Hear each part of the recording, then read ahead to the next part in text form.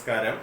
എൻ്റെ യൂട്യൂബ് ചാനലായ rules are ഗോട്ട്സ് ദി സ്റ്റാഫ് ക്ലാസ് റൂമിലേക്ക് ഒരിക്കൽ കൂടി നിങ്ങൾക്ക് സ്നേഹം നിറഞ്ഞ സ്വാഗതം. ഇന്ന് നമ്മൾ ചർച്ച ചെയ്യുന്നത് ഇതുവരെ നമ്മൾ അക്കൗണ്ട് കോഡിൽ പഠിച്ച 20 ഭാഗത്തു നിന്ന് 25 ചോദ്യങ്ങളും അതിൻ്റെ ഉത്തരങ്ങളുമാണ്. അതുകൊണ്ട് നിങ്ങൾക്ക് ഒന്നുകൂടി ഇതൊക്കെ ഒന്ന് നിങ്ങളുടെ ഓർമ്മ ബ്രഷപ്പ് ചെയ്യാൻ സഹായിക്കുമെന്ന് ഞാൻ ധരിക്കുന്നു. അത് തുടങ്ങുന്നതിന് മുമ്പ് സാധാരണ പറയാറുള്ളത് പോലെ നിങ്ങൾ ഈ വീഡിയോ ഇഷ്ടമായെങ്കിൽ നിങ്ങൾ ലൈക്ക് ചെയ്യുക, ഷെയർ ചെയ്യുക. ഈ യൂട്യൂബ് ചാനലിൻ്റെ താഴെ കൊടുത്തിരിക്കുന്ന സബ്സ്ക്രൈബ് ബട്ടൺ അമർത്തി ബെൽ ബട്ടണും ക്ലിക്ക് ചെയ്ത് ഓൾ എന്ന് പറയുന്ന ഓപ്ഷൻ എടുത്താൽ എൻ്റെ എല്ലാ വീഡിയോസും അത് റിലീസ് ചെയ്യുന്ന സമയം തന്നെ നോട്ടിഫിക്കേഷനായിട്ട് നിങ്ങൾക്ക് ലഭിക്കുന്നതായിരിക്കും. ഞാൻ സബ്സ്ക്രൈബ് ചെയ്യാൻ വീണ്ടും നിങ്ങളോട് അഭ്യർത്ഥിക്കും. നമുക്ക് ക്വസ്റ്റ്യൻ ആൻസറിലേക്ക് കയറാം. അതിനു മുമ്പ് ഒരു കാര്യം കൂടി, ധാരാളം പേര് KSRനെ കുറിച്ച് അന്വേഷിക്കുന്നുണ്ട്. ഇത് അക്കൗണ്ട് കോഡ് കഴിഞ്ഞാൽ നമ്മൾ കേരള ഫൈനാൻഷ്യൽ കോഡാണ്. ആ ഫൈനാൻഷ്യൽ കോഡ് കൂടെ കഴിഞ്ഞാലോടെ എത്രയും പെട്ടെന്ന് തന്നെ ഞാൻ KSRലേക്ക് പ്രവേശിക്കുന്നതായിരിക്കും. കാരണം KSR വളരെ ഡീറ്റെയിൽഡായിട്ട് നമുക്കറിയാം, പാർട്ട് 1, 2, 3 ഒക്കെ ഉള്ളതാണ്. അതിനെക്കുറിച്ച് നമുക്ക് നിശ്ചയമായിട്ടും എടുക്കാം. ഞാൻ നിങ്ങളെ ഒരിക്കലും നിരാശപ്പെടുത്തില്ല. നിങ്ങളുടെ ഫൈനാൻഷ്യൽ കോഡ് കൂടി ഒന്ന് കാത്തിരിക്കുക, അത് നിങ്ങൾക്ക് ആവശ്യമാണ്. അതിനുശേഷം നമുക്ക് KSRലേക്ക് പ്രവേശിക്കാം എന്ന് ഞാൻ ഉറപ്പ് തരുന്നു. അപ്പോൾ ഇന്നത്തെ 25 ക്വസ്റ്റ്യനിലേക്ക് നമുക്ക് കടക്കുകയാണ്. എല്ലാം നിങ്ങൾക്ക് അറിയാവുന്നത് തന്നെയാണ്. അതുകൊണ്ട് വളരെ വിശദമായ ഒരു ചർച്ചയുടെ ആവശ്യമൊന്നുമില്ല. ആദ്യത്തെ ക്വസ്റ്റ്യൻ നമുക്ക് നോക്കാം.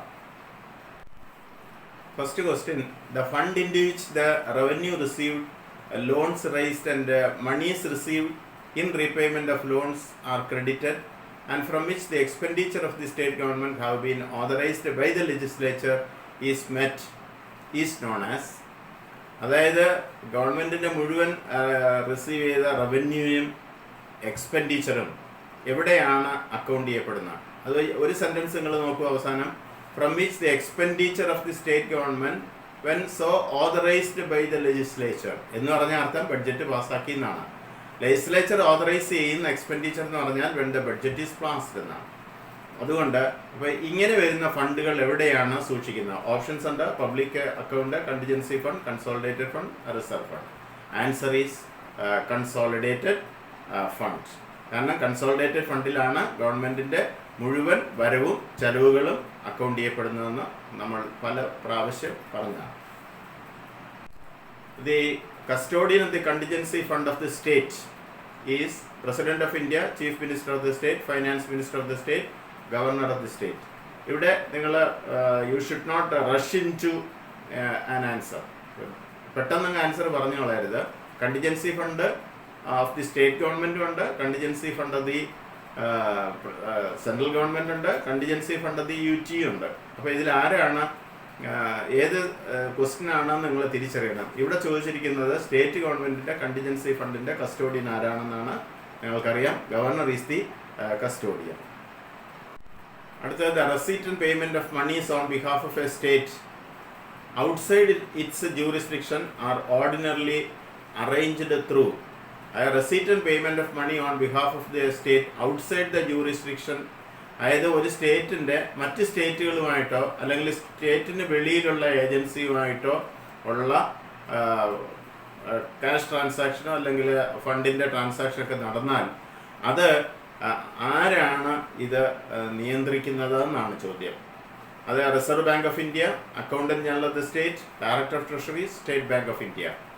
നിങ്ങൾക്കറിയാം, ഈ ഇന്റർ സ്റ്റേറ്റ് സെൻട്രൽ അക്കൗണ്ട്സൊക്കെ നിയന്ത്രിക്കുന്നത്, അറേഞ്ച് ചെയ്യുന്നത് അക്കൗണ്ടന്റ് ജനറലാണ്. So accountant general of the state is the correct answer. അടുത്തത് നാലാമത്തെ ചോദ്യമാണ്: complete accounts of the central and of each state government with the State Bank of India are maintained by. അതായത് central ഗവൺമെൻറ്റിൻ്റെയും state ഗവൺമെൻറ്റിൻ്റെയും accounts ആരാണ് maintain ചെയ്യുന്നത്? അത് നമ്മൾ കണ്ടതാണ്. Accountant general, treasury officer, Central Accounts section of the RBI and Ministry of Finance.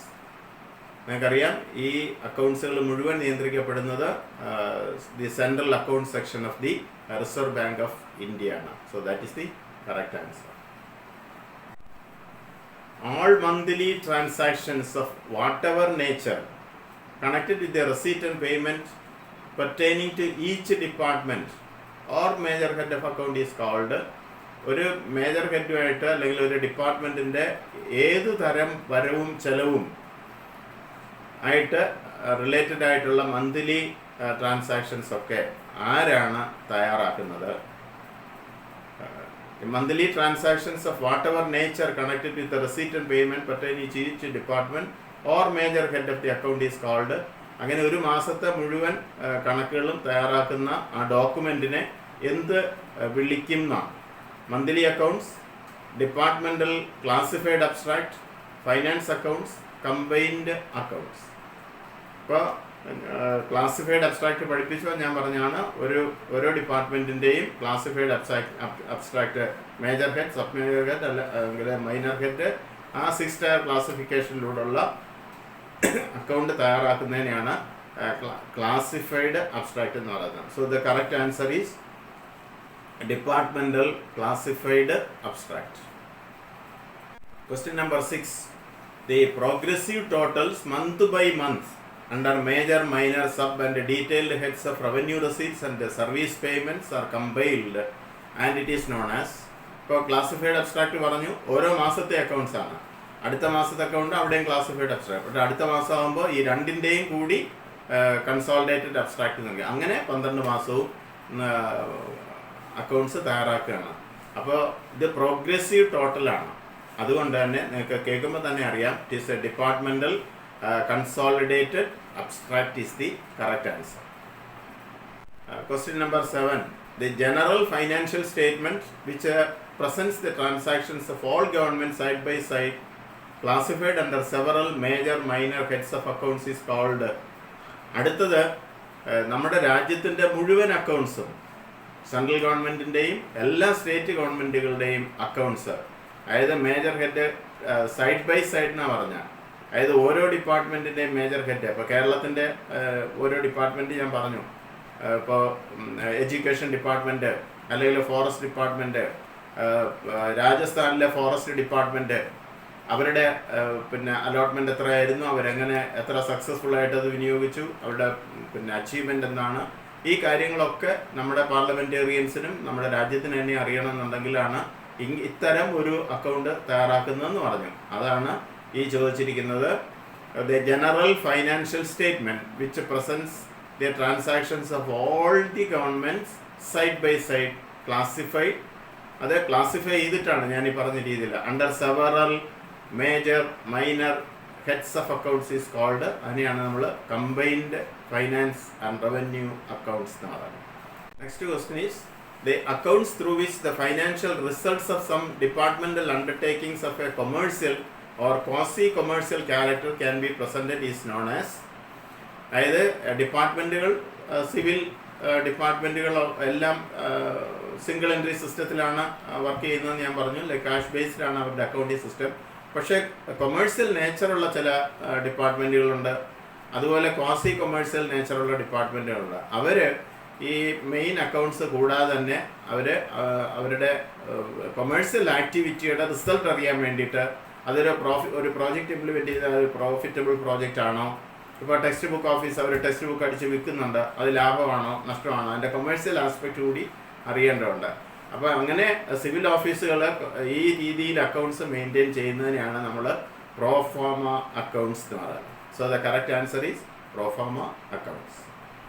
അടുത്ത വളരെ സിമ്പിൾ ആയിട്ടുള്ള ഒരു ക്വസ്റ്റ്യൻ ആണ്. The accounts of governments are maintained in single entry system, double entry system, combined system, mercantile system. You know that it is single entry system. Relating to debt, deposit, advance, remittance and suspense heads shall be recorded in. ഇപ്പോൾ ഈ transactions എല്ലാം കൂടെ ഒതുക്കി നിർത്തുന്ന ഏത് അക്കൗണ്ടിലാണ് എന്നാണ്. അതായത് debt, deposit, advance, remittance and suspense heads. അത് കണ്ടിജൻസി ഫണ്ട് അല്ല എന്ന് നിങ്ങൾക്കറിയാം, കൺസോളിഡേറ്റഡ് ഫണ്ട് അല്ല, പിന്നെ പബ്ലിക് അക്കൗണ്ട് ആണ്. So the correct answer is public account. Public അക്കൗണ്ടിലാണ് ഇത്രയും ട്രാൻസാക്ഷൻസ്. അടുത്തതും വളരെ സിമ്പിൾ ആയിട്ടുള്ള ഒരു ക്വസ്റ്റൻ ആണ്. The only major head assigned for capital receipt is. Capital receipt ഒരു ഹെഡേ ഉള്ളൂ എന്ന് ഞാൻ പറഞ്ഞു, 4000 ആണ്. So that is the correct answer.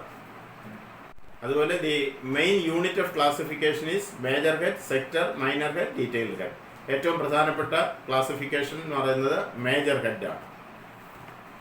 അതുപോലെ മൈനർ ഹെഡിന്റെ അർത്ഥമാണ്, അത് ഞാൻ പറഞ്ഞതാണ്. The minor head below the major head identifies the.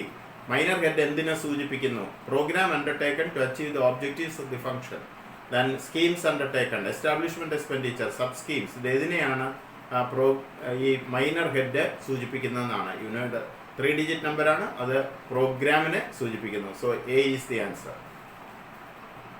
അടുത്തത് question number 14. Expenditure on a temporary asset cannot ordinarily be considered as.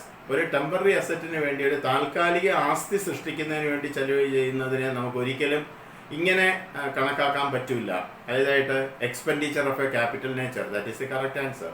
Capital nature ആണെന്ന് ധരിക്കരുത്. അത് കനോട്ട് ഓർഡിനറിലി ബി എന്നാണ്. ആ ക്വസ്റ്റ്യൻ നിങ്ങൾ ശ്രദ്ധിക്കുക.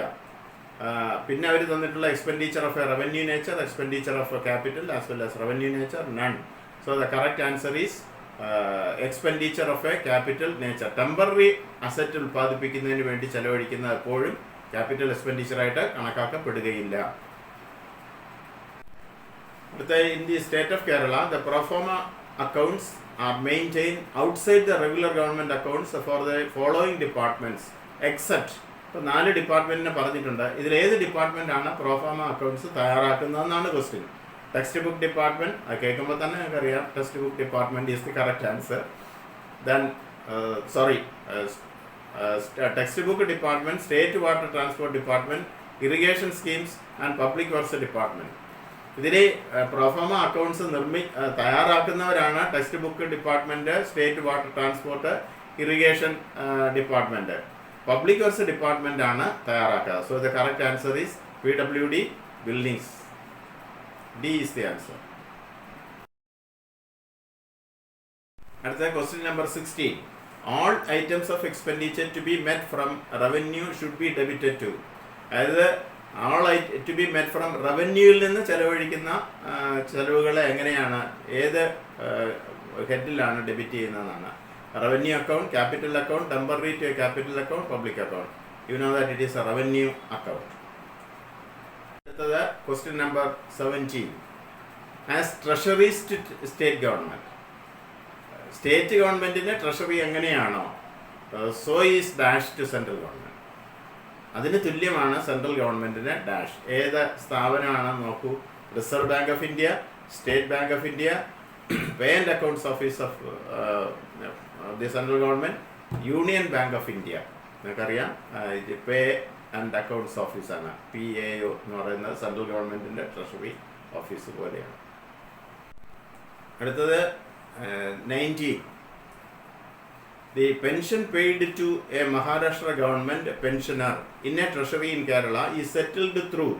അതായത് മഹാരാഷ്ട്രയിലെ ഒരു ഗവൺമെന്റ്, സ്റ്റേറ്റ് ഗവൺമെന്റ് ഉദ്യോഗസ്ഥൻ കേരളത്തിൽ നിന്ന് പെൻഷൻ വാങ്ങുന്നുവെങ്കിൽ അത് ഏത് വിധമാണ് അക്കൗണ്ട് അഡ്ജസ്റ്റ് ചെയ്യപ്പെടുന്നതെന്നാണ്. ആരാണ് അക്കൗണ്ട് ചെയ്യുന്നത്?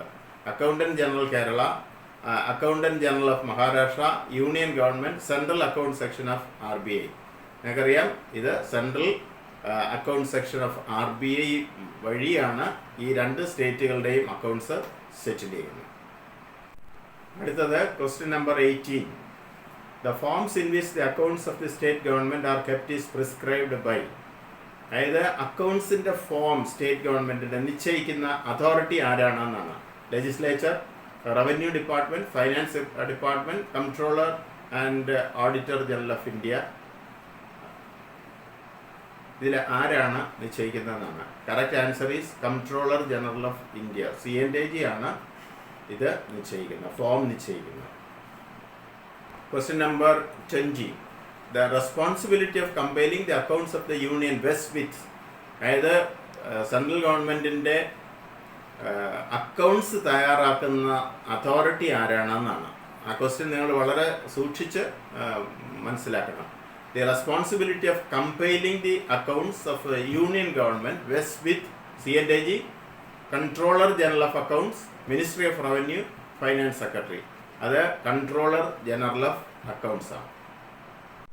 Next one is vote of Legislature is not required for withdrawal of money from public accounts. ഇപ്പോൾ ബഡ്ജറ്റ് തയ്യാറാക്കിയപ്പോൾ ഞാൻ ചോദിച്ചു നിങ്ങളോട് ഈ ബഡ്ജറ്റ് എന്തിനു വേണ്ടിയിട്ടാണ്? അത് കൺസോളിഡേറ്റഡ് ഫണ്ടിൽ നിന്ന് ചെലവ് ചെയ്യാനാണ് ബഡ്ജറ്റ് തയ്യാറാക്കുന്നത്. അപ്പോൾ ഇവിടുത്തെ ചോദ്യം എന്താണ്? Vote of legislature is not required.